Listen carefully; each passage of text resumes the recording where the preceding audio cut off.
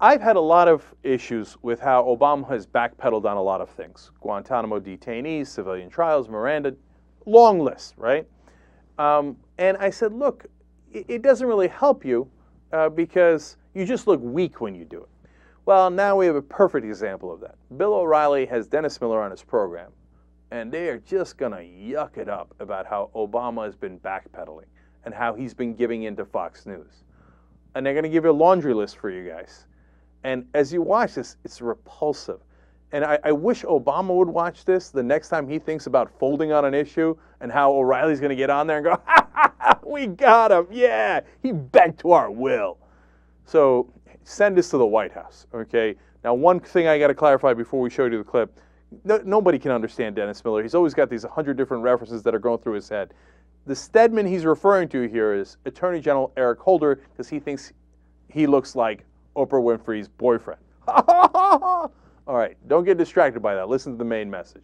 Go ahead. Miranda. Now, this we covered with Holder, you know, who was, you know, Mirandizing people before they got on the planes, not after the bomb. And now he's going, well, you know, no, we need a little room now. We don't really need it right away. So, you know, talk about a flip-flop. Well, all of a sudden, Stedman's Jack Bauer. You know, he comes in. Stedman.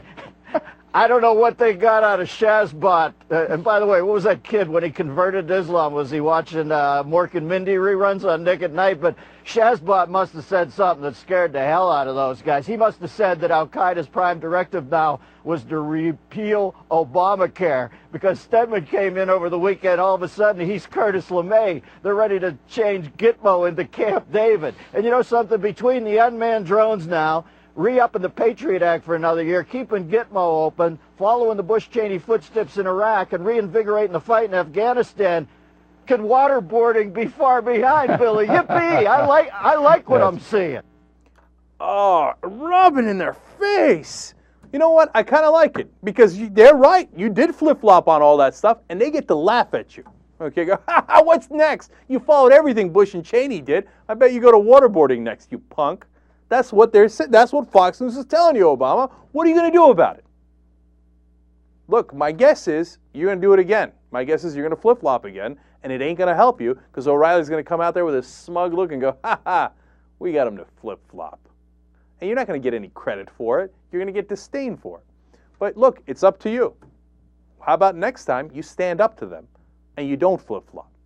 How about we try that once?